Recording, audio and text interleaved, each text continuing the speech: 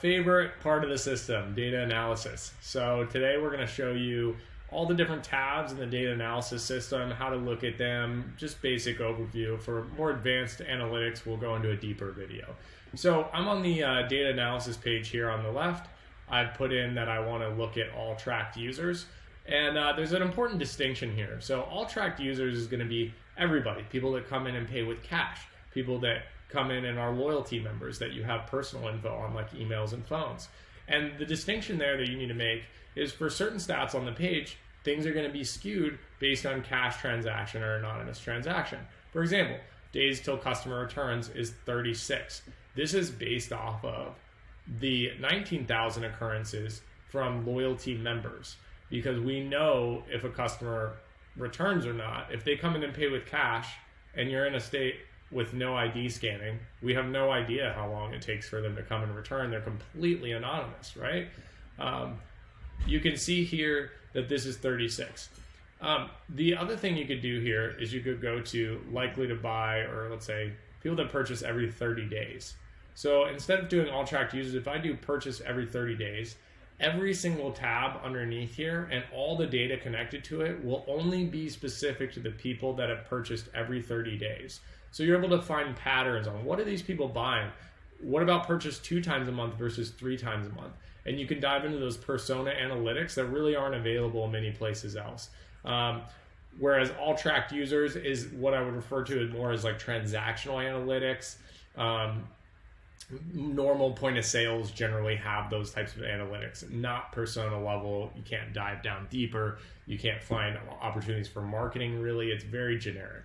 So that's the difference. If you select more than one audience, it will average the stats out between the audiences, because people could exist in multiple. Okay, so just something to keep in mind. You can also do report date ranges, and you can click buttons at the bottom to get quicker access to date ranges. And then you can compare against another date range. When you compare against another date range, it's going to automatically add upticks and downticks with percentage change on every metric that is in the platform that can possibly have it. The other thing you could do is you could split the view, and I don't have comparison data selected, but if we did, the comparison data would be over here, the normal data would be over here, and there would be ticks for percentage of change on everything on both slides. So for now, and you can also say show comparison time and split versus just like split the data if you want to look at 2 tabs at once for the same data set, right? So I'll go away from split view for now. Order insights, we're going to go over first. So this is going to be your normal total revenue, checkout value, days till customer returns, cart items, product level specific stuff. So you can filter by brand or category. It'll change up this entire graph section here. You can see here, this is a product here. If we get the product image from whatever source is connected, the product image will also show up here. It looks really nice. Brand category, revenue, percentage of orders, number of orders, units sold, units remaining, days of stock. These are things that come with only certain point of sales, but for the most part they are there.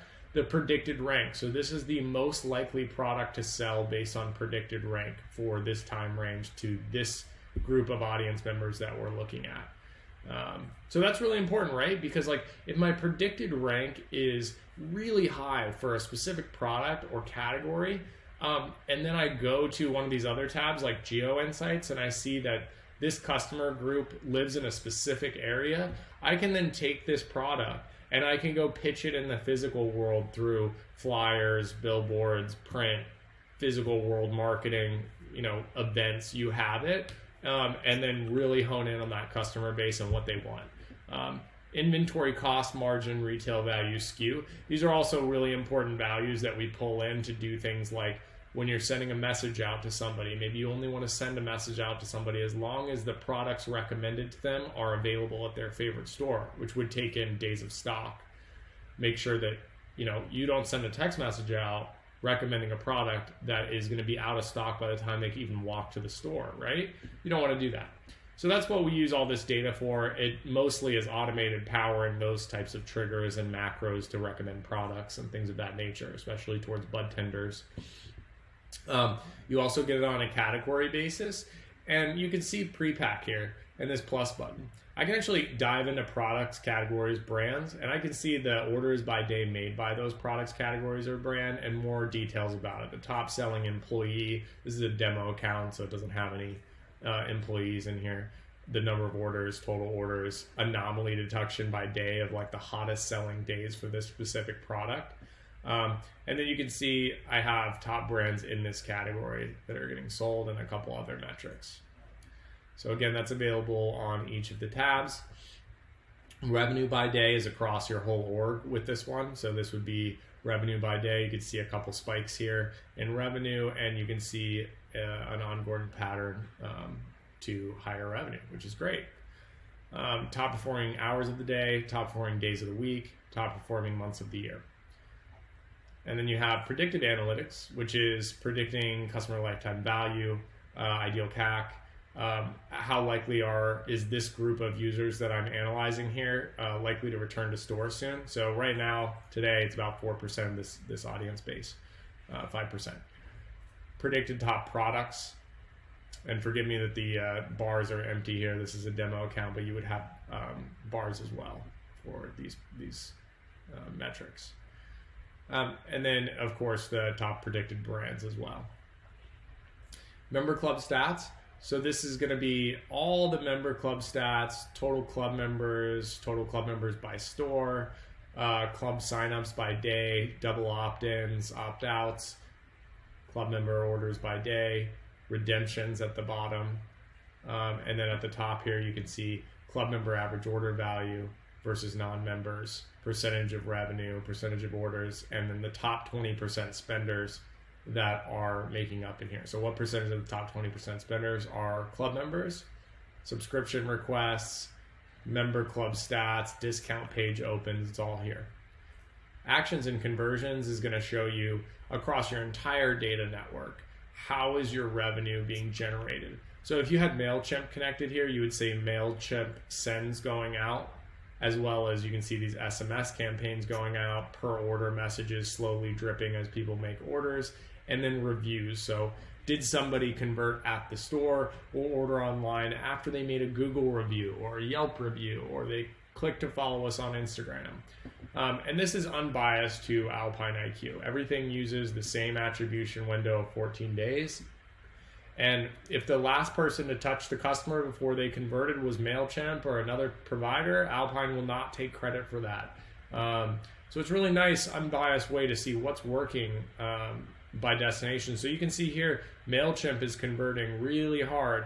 And then we started doing SMS, and they're both converting, but it looks like SMS starting around this stage gets really popular, and it starts to convert more users. And then we start to convert a lot of users with the per order messages that go out after someone makes an order. Hey, check out your latest discounts, come back in, buy again. And these are all compounding to make a lot more revenue. You can see $2.5 million in conversion revenue is pretty significant. And I believe this is demo data for a single store. So obviously this number isn't trustworthy, but it is very high, and it's very nice to be able to watch these things. Conversions last 7:30, and average spend by converters should be higher than your average spend from people that are not marketed to generally. And then these are broken out by actions before converting.